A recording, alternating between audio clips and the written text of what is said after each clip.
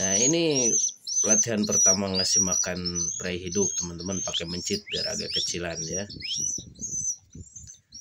Habis itu FTM tipis-tipis, kemudian lempar tangkap juga, langsung FTM lagi.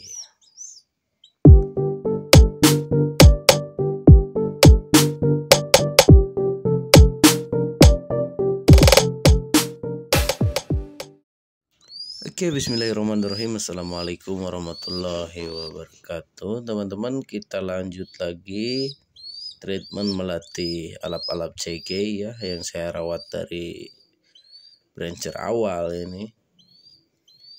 Ya tentunya memelihara instingnya dia, sadisnya dia, kemudian juga berburu di alamnya juga.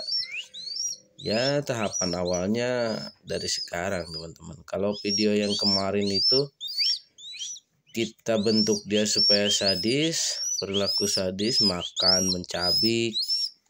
Nah, kalau sekarang kita dari mulai memberikan pakan hidup teman-teman. Cara dia menerkam prei yang hidup. Nah ini dia.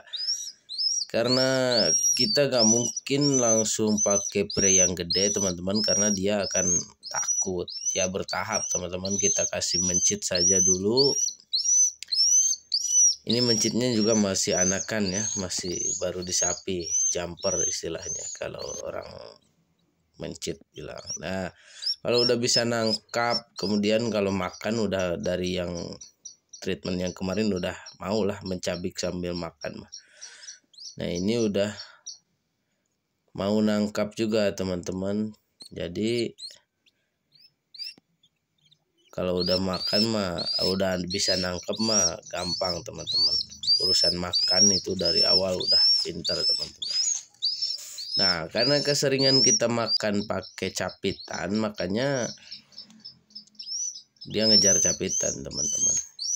Nah ini tahapan naik ke prei agak gede. Ini saya pakai burung pelatuk teman-teman.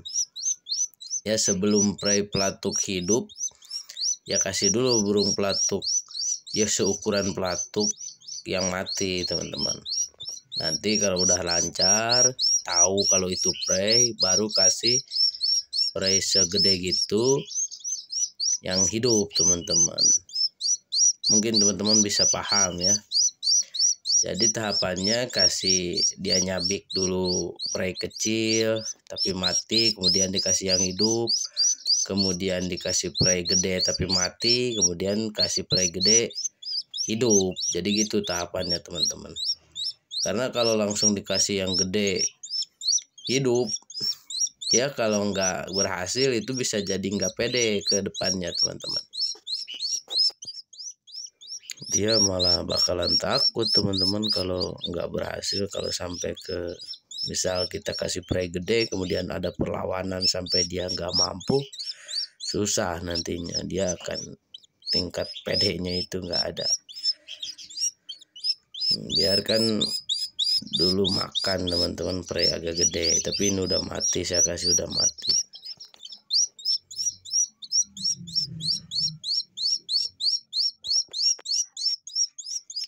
Seperti biasa teman-teman, kalau kelihatan dia udah nyabik agak capek, ya kita bantu pakai ya dicabikin pakai gunting atau apalah ya. Tapi pelan-pelan, jangan sampai ke gunting kakinya, dan juga potongnya juga jangan sampai putus. Jadi kita potong supaya dia gampang mutusinnya, kita kasih jalan lah istilahnya. Jadi dia semakin pede untuk mencabik teman-teman. Nah ini kita kasih mencit lagi teman-teman. Ini bukan hari yang sama dengan yang tadi ya.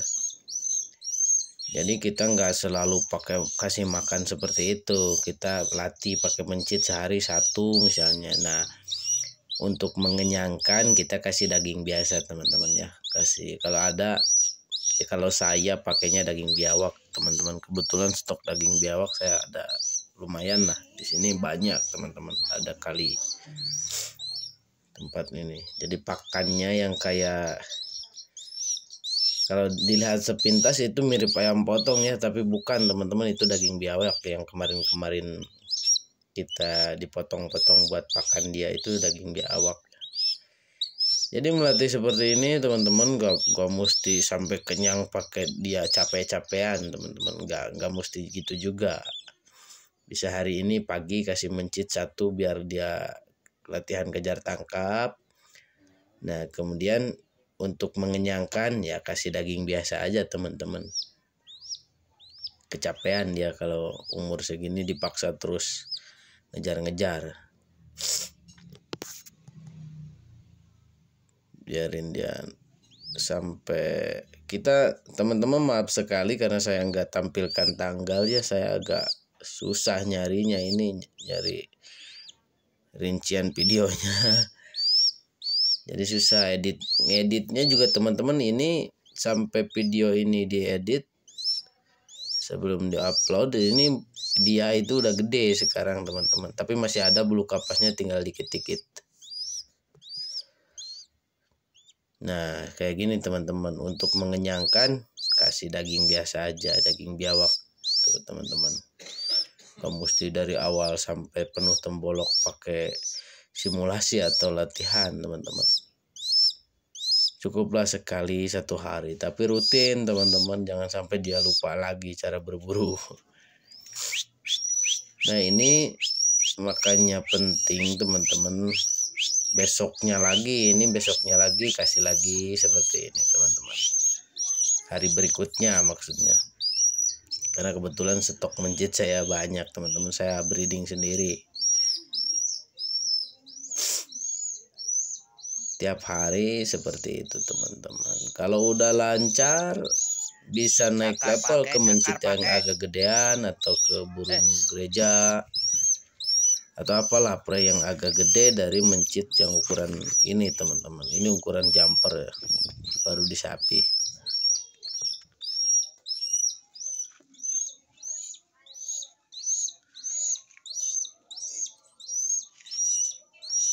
Cakar, pakai cakar.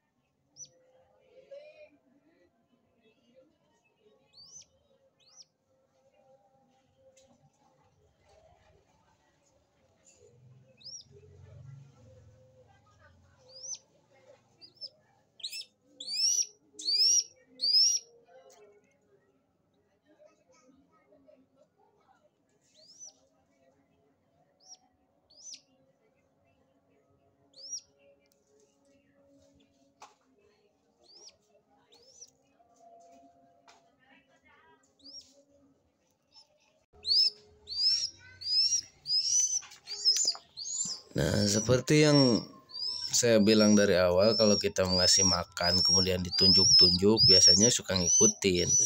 Nah ini juga sama teman-teman, karena suka dikasih makan pakai capitan, dia tahu tuh kalau lihat capitan ngejar teman-teman.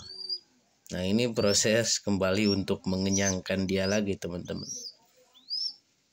Udah makan mencit, berburu mencit, dia telan 1 nggak mungkin kenyang itu teman-teman, karena kecil itu paling berapa gram lah. Karena kita kenyangkan dia pakai daging lagi yang stok pakan yang lain teman-teman. Nggak mesti, kalau ini kan saya pakai daging biawak, nggak mesti daging biawak teman-teman, bisa pakai emprit atau apalah. Tapi nggak usah juga mesti yang hidup terus-terusan teman-teman, karena usia segini nanti kecapeannya. Nah ini contoh sarangnya juga udah saya ganti lagi pakai daun basah teman-teman. Kita ikutin aja kayak di alamnya.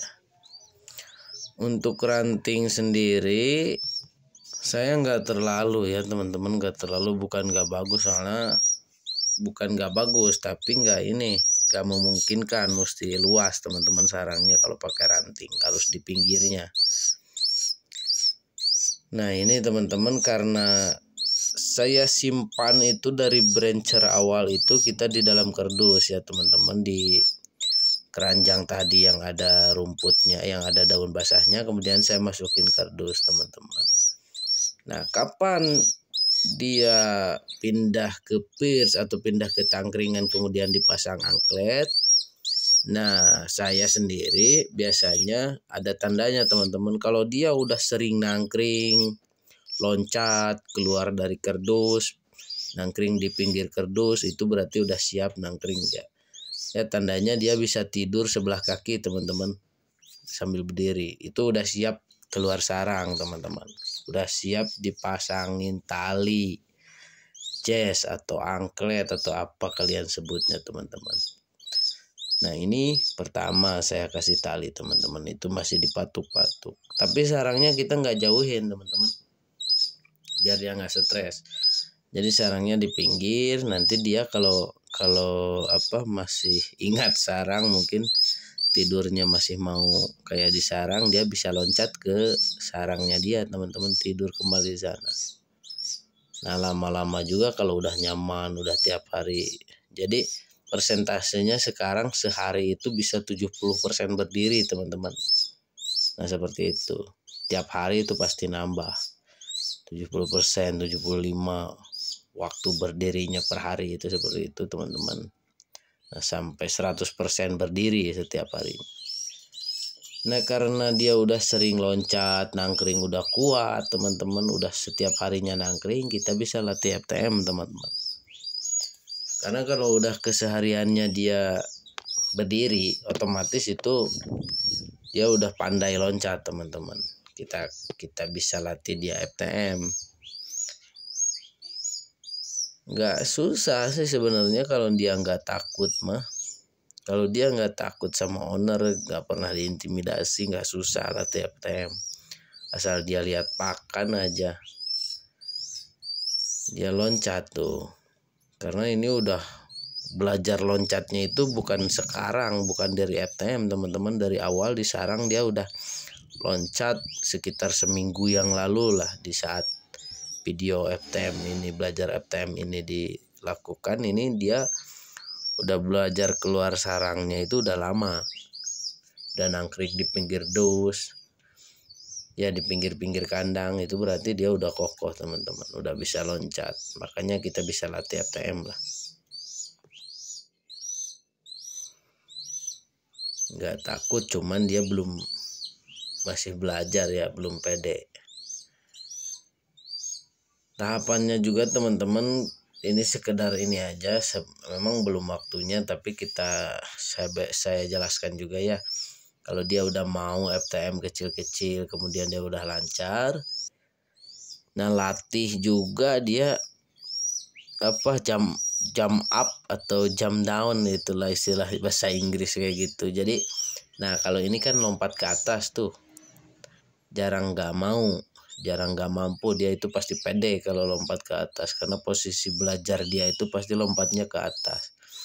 Nah yang susah itu dari atas ke bawah teman-teman, soalnya ya kayak takut jatuh lah itu, dia lihat aja. Kalau misalkan kita simpan di atas itu gak mau turun, itu bukan gak mau, tapi dia agak takut. Nah ini teman-teman, kita kasih prey mencit agak gede, karena saya rasa dia udah kokoh, cengkramannya udah kokoh. Kalau belum kokoh teman-teman, kita kasih mencit gede, bisa balik menggigit itu mencit ke kakinya burung itu,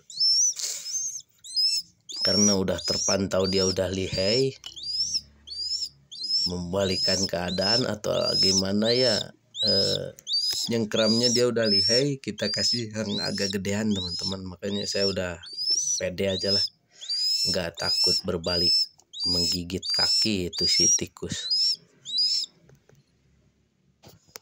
Nah kemudian ini kita latih simulasi burung gereja hidup teman-teman, langsung kena aja tuh. Emang Saya lempar ke deket dia, langsung kena aja dia tangkap teman-teman. Dia udah lancar lah pokoknya kalau nangkap seukuran seperti itu. Jadi karena ini ya saya juga menyesuaikan teman-teman, karena usianya dia masih ya kelihatan lah, ekor juga masih pendek, bulu kapasnya di kepala masih banyak. Jadi ya tenaganya juga pasti belum maksimal ya, makanya kita kasih burung kecil. Nah mungkin untuk tahapan berikutnya kita bisa kasih dia burung tikusan mata merah seukuran itu teman-teman, seukuran puyuh batu, tikusan rawa. Jadi nggak langsung ke yang gede semisal mandar batu, ruak-ruak, karena tenaganya dia itu masih kurang, gak bakalan mampu dia nangkap seperti semisal mandar batu kalau usia segini. Bisa-bisa kalau burungnya balik melawan atau berontak dan tenaganya gede, dia malah jadi takut teman-teman, susah nantinya. Kalau udah takut itu susah balikin lagi mentalnya teman-teman. Seperti biasa teman-teman, kalau dia lagi nyabik, lagi makan itu kita bisa perhatikan dari dekat, liatin dia biar terbiasa. Ini dia masih berusaha untuk sembunyi sebenarnya teman-teman. Ini ada naluri biasa, walaupun ini belum pernah saya rebut teman-teman, tapi dia tetap ada naluri bawaan kalau makan itu takut direbut. Makanya kita bisa akalin, kita bisa ikat kaki dia, bisa BOP kita yang kita ikat atau prey-nya yang kita ikat. Begitu teman-teman. Nah itulah tadi pas nangkap gereja, itulah yang kita sebut simulasi hunting teman-teman. Atau simulasi hunting itu berbagai macam cara ya. Bisa kita tenteng burung di glove, kemudian kita bawa prey, kemudian kita lemparkan prey, dia ngejar seperti itu teman-teman. Bisa juga biarkan prey-nya kita ikat teman-teman, kita ikat hidup kedebak-kedubuk.